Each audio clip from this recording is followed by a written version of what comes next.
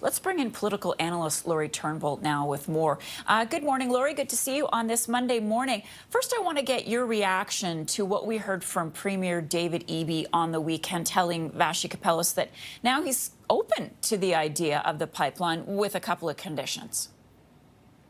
Right. I mean, it seems like when the deal was announced, when the press was all really focused on this deal between Premier Smith and Prime Minister Carney, and there was a lot of I think in some cases, excitement about what that could mean. It really looked like Premier Eby was offside, that he wasn't part of the conversation. He didn't want this to happen, and it looked like he was sort of left out in the cold, frankly, that there was a sense of momentum around this deal that he wasn't going to be able to stop. So I wonder if the politics of it kind of led him to say, okay, look, I'm not unreasonable here. Let's have a conversation and see how we might be able to get this done. And so he opens up a line of discussion around, if the tanker ban remains in place, then I might be okay with this.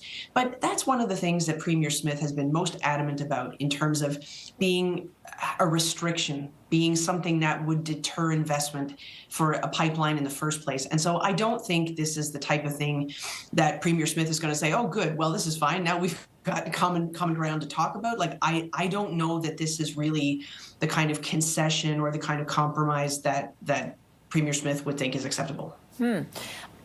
Yeah, because there was talk of, I guess, rerouting the pipeline so it would go through Vancouver. Is that realistic? I mean, can you build this pipeline and still have this ban in place? Do those two things, how do you square that circle?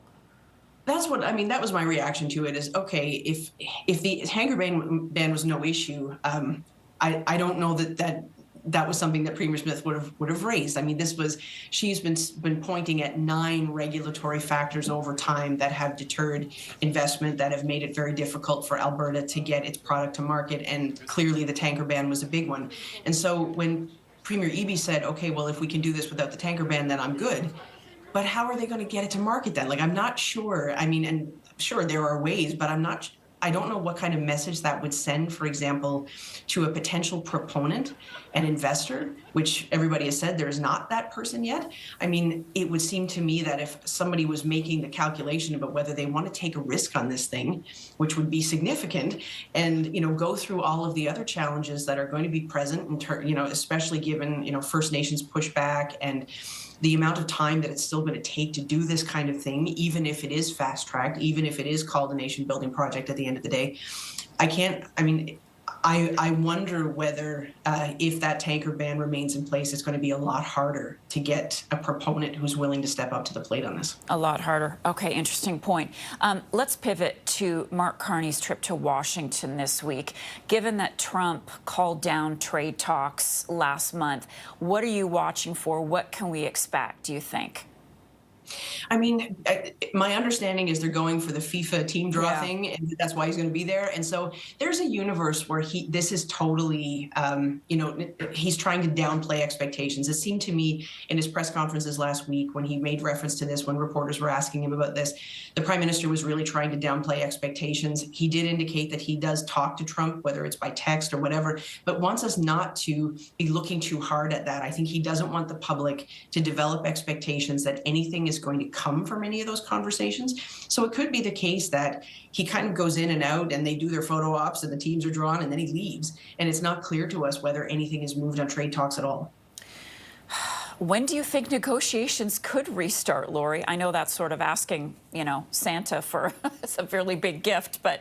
Exactly. And I mean, honestly, I think that's one of the things that maybe in the back of his mind, the front of his mind, that the Prime Minister is trying to do is overall try to manage our expectations for when things might turn around.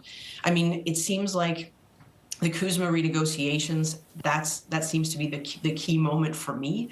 How are we going to get that up and running, given the fact that that president has shut down trade talks and seems to be not interested in negotiating at all? He didn't like NAFTA the first time around.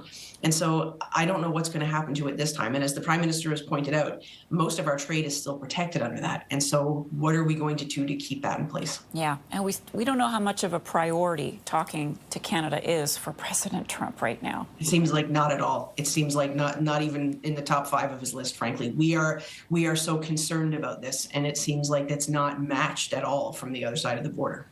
Lori, we're going to leave it there for today. Lori Turnbull is a political analyst. Always great to chat with you.